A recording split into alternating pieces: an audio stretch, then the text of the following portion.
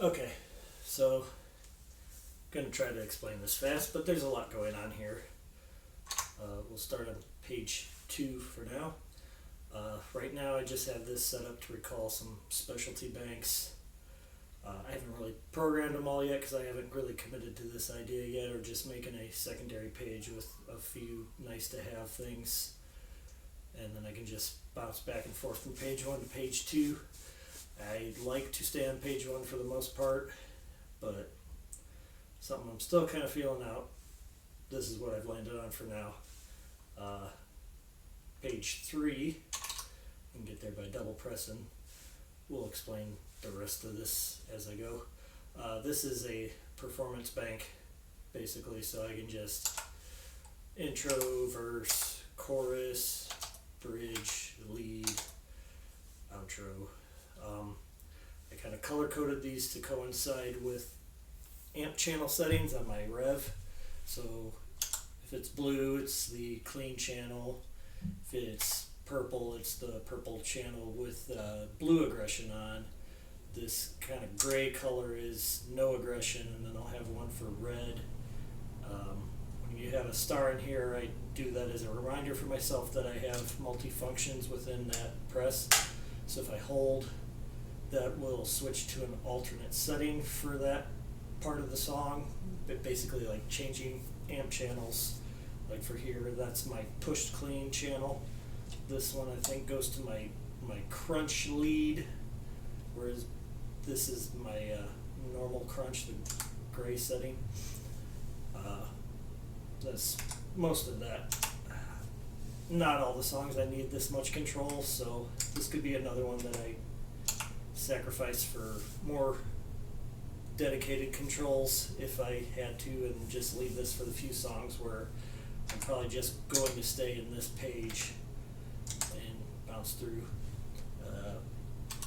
So a double long press gets me to page 4. Page 4 is assigned to these 5 switches here on the L, and then the switch on the expression pedal over there. So Omniport 1 is connected to the U Aux 8, 2 is to the switch on the expression, and 3 is to the expression. So all my expression settings are mapped on Omniport 3.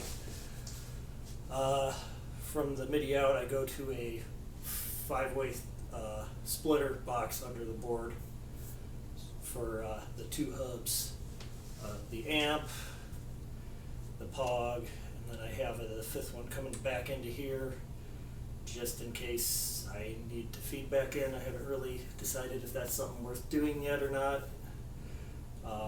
The side ports are connected to a Woody jack, so it's come in handy a few times when I've had to make some changes out and about and I don't have my computer on me.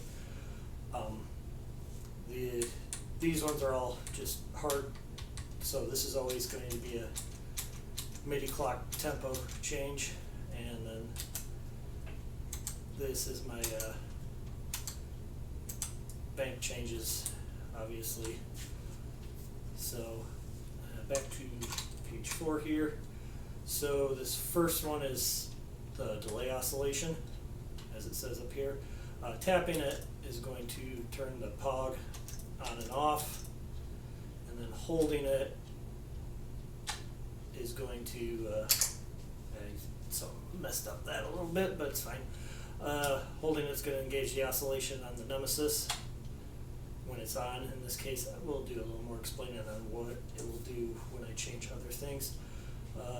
The reverb hold is here, so holding it, going to put the collider in to hold, as you see. There's some delay messages in between because it's, as you can see from there, it's turning it on, slight delay, and then engaging the hold, and then when I release, it turns it back off and disengages the hold. Ventures in this setting is just the hold function. If this was off, it won't do it because it's off. Again, we'll explain why it's doing that in a second. This is my amp channel. So the clean channel and the purple channel for dirty. If I hold, I get that push clean sound. We got some more going on page 1, where I get some more settings in there. This is the Artifacts glitch switch. So as you can see, if I tap it, it turns on, turns off, color coded to the LED color. Makes the most sense. It won't show on here, but if I hold, that's going to be the tape stop for the glitch. And then when I release it, it turns it off. And then when I got this off and I hold this down, it's going to turn off the glitch block in the artifact and turn on the delay reverb block, so I can use the artifact for modulations, delays, reverbs, a few extra settings within there. It's kind of my little Swiss Army knife pedal right now, using it for a lot of different things. I'll use it as a drive pedal a little bit as well. The page button you already saw a little bit with tapping, just goes between page 1 and 2. Double tap got to our performance bank or page, and then double long press is to page 4. As you can see, most of this stuff I don't need a screen for, since I have it on the Aux 8. One other thing, I'll show this on page 1 because it's a little clearer. There's one other function for that switch. Here's where everything gets complicated. So as I was explaining with this switch is basically an AB for the delay reverb section up there. It's not always set to this. I've got some songs where I might use a dual reverb on here, and then I want to go to a simpler reverb on the other one. So this one slightly changes per song, but not too much. So this will actually change the position state on these. So I have the encounter, so if you watch the Ventris up there, when I tap, it's going to turn on the Ventris and then engage the hold. Tap again, shuts it off completely, and then Collider will hold while still on. And then if I switch to Nemesis, or Nemtris as it's named for the delay and reverb, it's just turning on the hold, and then Collider's turning on and going into hold, and then shutting off. And then you can see Nemesis is oscillating, and then if I'm in here, it's going to turn on and then engage oscillation, and then when I release, it will shut off entirely. Having delay messages makes that very easy to do, and not having me think so hard when I'm pressing this. I'm getting the results I want no matter what, for the most part. I have one exception we'll get to here. This is switching presets on my MIDI modified POG. So I have just a volume swell, an organ preset, and then when I hold this down, it's basically like a micro POG preset where it's just one octave up and one octave down. Then if I just tap it, it goes back to the swell. If I'm in here and I hold it down, it's going to go back to the organ preset. So that's most of that. Back to this amp switch, you see my display up here still shows. Then there's this switch. This is going to switch between different purple channel settings. So this is my no aggression. That's my blue aggression, and you can see when I hit that, that changed to purple because it's going to change the channel on the amp as well. And if I hold down and crunch, it goes to my lead crunch sound. This is shift position. If I'm in the high gain, which is the blue aggression, then go to my red aggression setting. If a shift 2 position was available, then I could name these a little more dedicated than what they are, but I at least know how to get around it. So this looks like it's dead just because it's the display for that, but actually tapping it is going to turn on my EQ boost for like solo and lead lines. Tap it again, it'll shut it off. Obviously I was fine with not having a display since I got that nice display telling me what's going on. I have a hold function on there I'll explain later. this is going to turn on the second drive channel on the LA Lady. You can see it flashes. When I hold it down, it shuts off the ultra wave and the LA Lady. This is mostly a compressor. I'll use some octave distortions with it as well. But it's just a nice kill for my additional drive section. And then when I tap it, it'll turn back on. And then the next tap will go back to just controlling the extra dirt channel on there. This over here you saw changed to EQ boost when I hit that. This is because I made this a dedicated display for a lot of these things. So it'll also show my glitch settings. Here's where I got a little more interesting. When I want tape stop, it's actually going to display tape stop. When I let go, it'll go back to glitch on. And then you saw delay reverb, back to glitch. So useful for that. Oh, I forgot to explain that 6th switch on here will also display on there. So there's volume, that's controlling volume input into the Nemesis, so I still have my trails when I turn the volume all the way down. And when I hit that, it turns on the C4 and engages a filter preset just as a wah pedal. And if I hold it down, it turns on a whammy preset on there where it's just an octave up. And then tapping again goes back to volume. What else is there? You saw the EQ. Holding this down now, the last explanation here. This is my panic button, so if I've got a lot of stuff going on up here, I've got all this stuff running. When I hold this down, I'll get the panic button message. When I release, it resets everything, cuts all the wet effects. The only thing it really doesn't touch is the dry dirt and all that, the amp.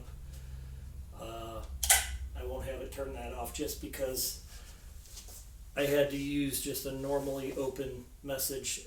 This is controlled from the relay, so it doesn't really know what state the pedal's in, so it doesn't really help to have it turn it off, because 9 times out of 10 it's probably going to end up accidentally turning it on when I do the panic button.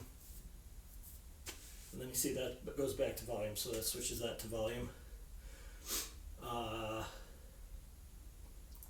see here. That's a different message we'll explain here shortly. So the multi-display, as it shows there, tapping this activates the shift modes for here. First, key that up.